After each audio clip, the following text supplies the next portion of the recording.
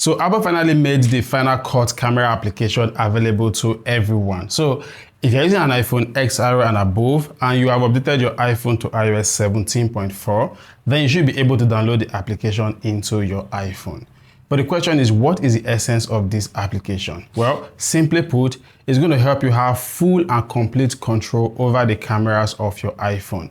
So when you're recording videos, you can actually change some settings like ISO, shutter speed, white balance, and stuff like that. Things that you cannot do in the native camera application. Or things that you can only do with professional cameras like the Sony ZV-E10 camera that I have here. Now, currently I'm shooting with the application in my iPhone 13 Pro.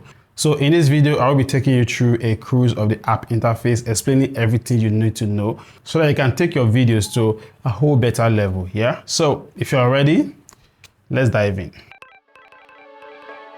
So I will assume that you have already downloaded the Final Cut camera application into your iPhone. Now, immediately you tap on it, this is the interface you're going to see. It may be slightly different from what you're seeing right now, but then it's almost the same. Now let's take a cruise of all the symbols and signs on the interface of this application. Starting first with the first one you see at the top left. Once you tap on it, it's going to connect you to the live multicam. Now, this is one of the most useful features of the Final Cut camera application because it enables you to use the Final Cut Pro application on your iPad to control like 4 different iPhones. Now, at the middle, you will see 4 different settings, and they include the codec, the dynamic range, the resolution, and the frame rate you are going to be shooting at. Starting first with the codec, you can see there are 2 options. We have the HEVC or the H.265 and the Apple ProRes. Now the HEVC simply stands for high efficiency video coding, and it is the video file format that most video editing software like Premiere Pro supports. So if you intend to record your video with your iPhone but you want to edit it with your laptop, definitely you want to make sure you use this format or codec format when you're shooting your video. The second one is Apple ProRes, and I usually don't advise anybody to use it for 2 reasons. Firstly, once you export it to your laptop, you would not like the way it looks, so you have to start changing all over again and stuff you really want to avoid.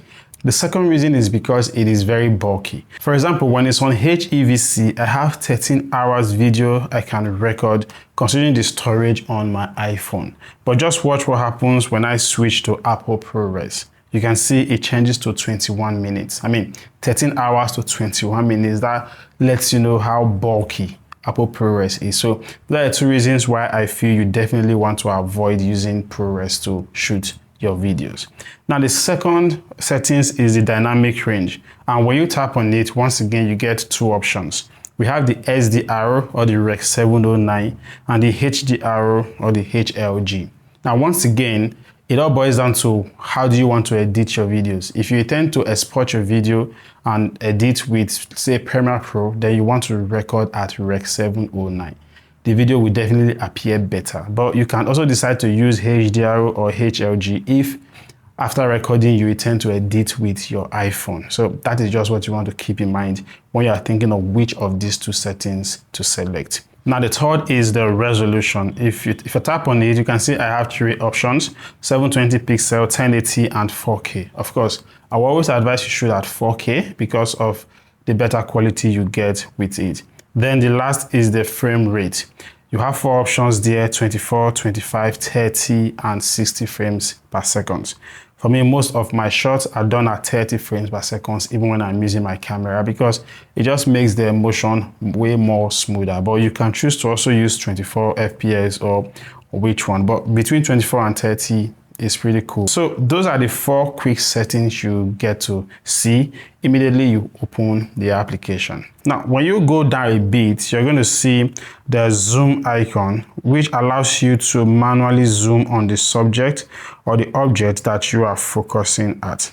But something else you also observe is that there are 3 lenses, and that's because I use an iPhone 13 Pro that comes with 3 cameras.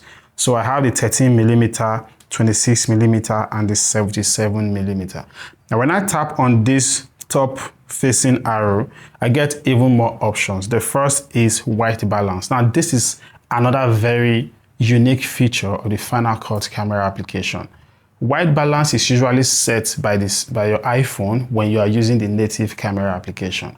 But the problem with that is that when you're shooting outside, it tends to change depending on the scene, because your iPhone is always trying to reimagine the best white balance to use as you change your shot angle and stuff like that. But when you're using the Final Cut camera app, you can fix it. So when you tap on this icon, you can see all the white balance presets. Now, what I do most times is that I first of all set it to automatic. So my iPhone determines the best white balance to use, and then I tap on it again and set it to fixed. So no matter how I change the angle of my shot, it will not change. So it just helps to make your video way more uniform. Now, apart from the white balance, we also have exposure, which is the next one there with the plus minus sign. When you move the slider, you can be able to increase or decrease the exposure of your shot. But then once you change it from auto to manual, then it gives you the ability to change your shutter speed and your ISO. Now, when it comes to shutter speed, there is one simple rule you always want to follow, and that is it should be double the size of your frame rate. So if I'm shooting at 30 frames per second, like I selected before, then my shutter speed will definitely go to 1/60. You get, so that is the simple rule to determine the shutter speed you want to use for your video. Now, when it comes to ISO, there is a simple rule I follow, which is one, I want to shoot with the lowest ISO value as possible, which in this case is 64. But usually I will shoot at, say, 100. Now, the second rule is that you don't want it to go above 800, because above 800 ISO, it starts introducing some kind of grain into your video that will not make it look that crispy and clean the way you would want it to be. Now, the third one is focus. You only have two options, auto or manual, which, like we all know, the manual will mean you can determine the object you want to focus on when you're shooting your video. For automatic, the phone determines it, and usually it will focus more on the object that is closest to the camera and blur everything in the background. Now, the last one is the orientation. For me, I would like to leave it unlocked. You can choose to leave it locked to portrait. You can choose to leave it locked to left or right, the way that you want it. Let's talk about some even more deeper settings, and that will take us back to the gear icon at the top right of the Final Cut camera interface. Now, once you tap on it, you're going to see three options, and they are preferences, tools, and audio. Other preferences, you can see we've discussed most of this stuff here, the codec, the format, the dynamic range. Now, one thing you want to turn on is stabilization, which we all know what it is for. It's to help your videos as stable as possible. Mostly if you end up shooting your videos, you know, with your iPhone moving about, you really want to turn on stabilization. So you turn that on. Now, when you move to tools, of course, you want to turn on grid overlay. Now, something I really want you to turn on, mostly when you are shooting videos in where you have so many bright lights, is the overexposure indicator. Now, once you turn it on, you can see immediately how it produces these lines. I don't know exactly how to describe it, in the part of my shot that is overexposed.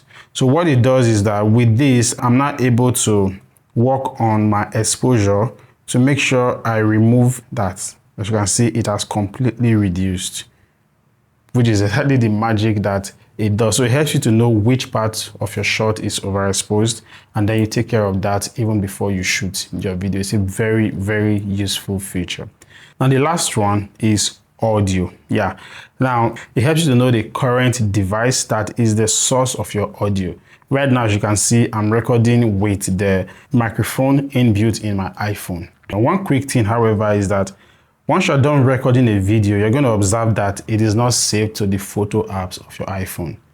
It is saved within the Final Cut camera application. Of course, it's definitely meant to keep your phone or your gallery as organized as possible, so that you don't get to mix things up between videos you're taking with the Final Cut camera application and videos you took with the native camera app in your iPhone. So That is practically, but from there you can do a lot of things like share the video, send it out to people, or you can decide to even save it to your iPhone, in which case it appears in the photo app of your iPhone. Now, I hope you have a good idea of everything you need, and of course, the settings you need to set it out so that you can be able to get even better video quality. If there are still any questions or information you want, clarification whatsoever that you want, just let me know in the comment section below. I'll be there to respond to any questions you have, and of course chat with you just about anything. Then also don't forget to like this video so that YouTube can help us push it to more people for them to see, and of course subscribe to the channel for more educative videos like this one. Thanks once again for watching. I would see you in my next video.